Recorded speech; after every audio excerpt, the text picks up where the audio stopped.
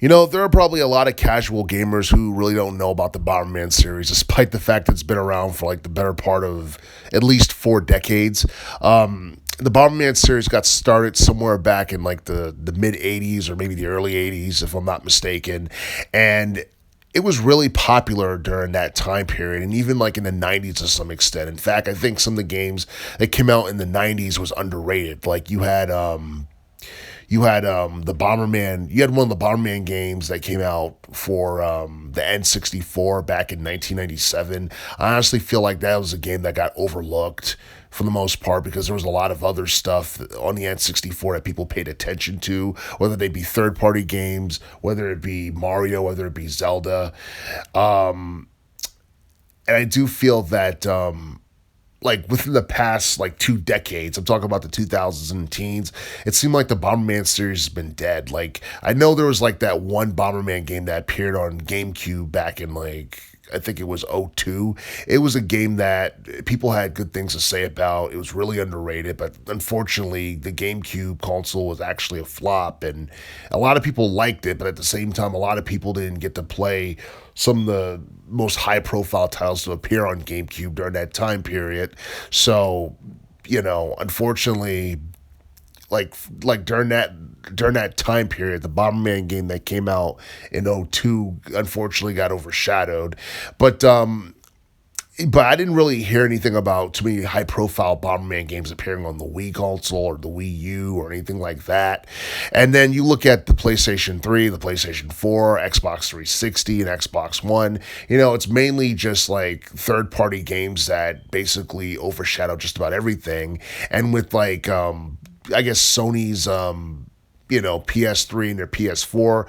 Normally they have like first party titles like, the God of War series and, all that basically like overshadows just about anything that's like really old that came out of like the 80s or the 90s that people have lost interest in because the landscape of gaming has changed a lot to a point where nowadays more people prefer RPGs and action adventure games and just shooter games in general.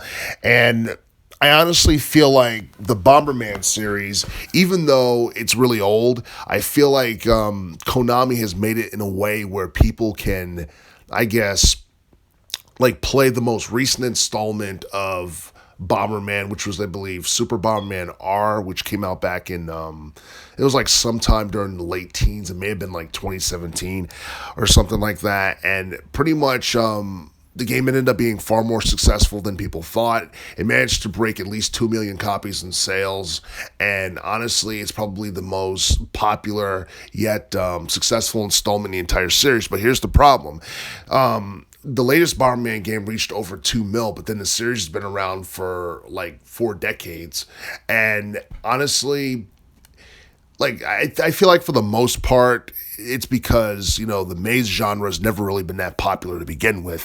It was somewhat popular in the 80s, but for the most part platformers was popular in the 80s. In the 90s it was mainly beat 'em up and run and gun and fighting games, and then in the 2000s you mainly had like first person shooters, action adventure games, and RPGs started to grow in popularity. And then it seemed like in the teens decades it was mainly action RPGs and action adventures and RPGs and more online gaming, and even indie gaming began to become more popular during the teens decade.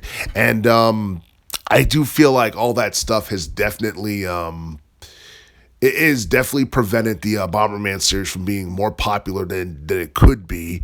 But at the same time, it seems like Konami has been able to get with the times and make the series more appealing than it's ever been. But unfortunately, I don't think Bomberman's ever really appealed to a mainstream audience because for the most part, the arcade maze genre is just a thing of the past, and it's something that I don't think really appeals to too many people for the most part. Now, you look at You look at Super Bomberman R2, which is supposed to come out later this year. There are a variety of different game modes. You have a story mode, you have a castle mode, you have a Grand Prix mode, you have a Battle 64 mode, which is like a Battle Royale mode. And even like, with that whole thing, and it goes back to what I was saying, Konami's trying to get with the times because everyone knows that Battle Royale games are really popular because I believe, Tetris did it. I believe, it became popular when I guess Call of Duty did, the Battle Royale thing with, I believe it started with Black Ops 3, if I'm not mistaken. And it seemed like a lot of people are into Battle Royale type games. And, this is an example of, Konami trying to make, Bomberman more appealing to the public. But at the same time, I still feel like it's going to be a game that only appeals to a niche audience for the most part. You have Battle 64 as a game mode. You have Level Editor. That was something that was not really a thing in like older installments of the Bomberman series. And honestly, I feel like I guess Bomberman games, especially like with the last game and this upcoming game, it has a higher replay value than like the older games. Because the older games from like the NES era are probably harder because they're NES games. And back in the day, Nintendo games were specifically designed to be unbelievably difficult so players couldn't beat it, which basically contributed to its overall replay value. And that's something you don't see too much of nowadays because things have changed and Nintendo just don't make games as hard as they used to be because they know that players and consumers have more options when it comes to choosing consoles and all that. But I do feel that the Bomberman series is it's I feel like it's more relevant now than it's been like in the past like 20 years or the past decade. It's more relevant now than it was in the 2000s. It's more relevant now than it was during the majority of the teens decade. And I feel like when this upcoming game is released later this year, it'll probably be just as relevant as it was during the late teens. But, that has, yet to be seen. But if Like I don't know, because I'm pretty sure there are Bomberman games in the past that flopped that nobody really cared about at all. If Konami did not hang their hat up on the games that flopped, I doubt they'll hang their hat up on Super Bomberman R2 when it comes out. And just based off of how it looks, the overall presentation, all of that, it looks like it has the potential to be the best game of 2023 in relation to its genre.